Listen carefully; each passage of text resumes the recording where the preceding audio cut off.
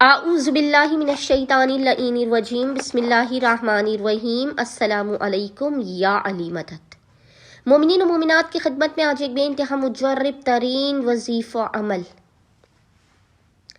شہزادہ علی اکبر علیہ السلام کی بارگاہ سے لے کر آئے ہیں۔ خصوصی طور پر مومنین اس وظیفہ عمل کو شب جمعہ میں آدھی رات کے وقت کیجیے۔ تاریکی شب میں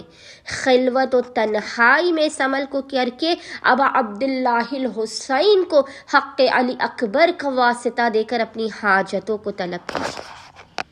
یہ وہ شہزادے ہیں کہ اگر انار کا موسم نہیں اور شہزادے ابا عبداللہ الحسین سے انار کی فرمائش کرے تو مولا حسین ہاتھ بڑھا کر جنت کا انار علی اکبر کو پیش کر دے، اور خود ابا عبداللہ الحسین علیہ السلام کہتے ہیں کہ شب جمعہ میں میرے اکبر کا واسطہ دے کر مجھ سے طلب کرو، ناممکن ہے کہ ہم تمہیں خالی ہاتھ لوٹائیں،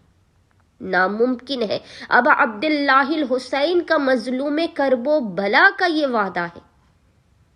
کہ مومنین و مومنات جو شب جمعہ میں علی اکبر کے حق کا واسطہ دے کر اس عمل کو کر کے شہزادہ علی اکبر کے اس استغاثے کو کر کے علی اکبر کے حق کا واسطہ دے کر ابا عبداللہ الحسین کی بارگاہ میں ہاتھوں کو پھیلائیں گے، ابا عبداللہ الحسین کبھی بھی انہیں اپنے در سے اپنی بارگاہ سے خالی ہاتھ واپس نہیں جانے دیں گے۔ خصوصی طور پر وہ مومنین و مومنات کے جن کی جاب نہیں لگ رہی ہے، جو کاروباری مسائل، تنگ دستی اور پریشانی کا شکار ہیں، جن کے رزق و روزی میں برکت نہیں ہے، آپ اس عمل کو کریں، خداوند متعال حق علی اکبر کے صدقے میں آپ کے دسترخوان و رزق کو وسیع کر دے گا۔ جب آپ اس عمل کو کریں گے باخدا دنیا آپ کے قدموں میں ذلیل ہو کے آئے گی۔ یہ عرش الہی کو ہلا دینے والا مجرب ترین وظیفہ عمل ہے، جس میں قبولیت حاجت کا وعدہ خود ابا عبداللہ الحسین نے مظلوم کرب و بلا نے کیا ہے۔ یہ وہ عمل ہے کہ جو آپ کی بلاؤں کو ٹال دے گا۔ اس عمل کو کرنے سے آپ کا رزق بڑھے گا،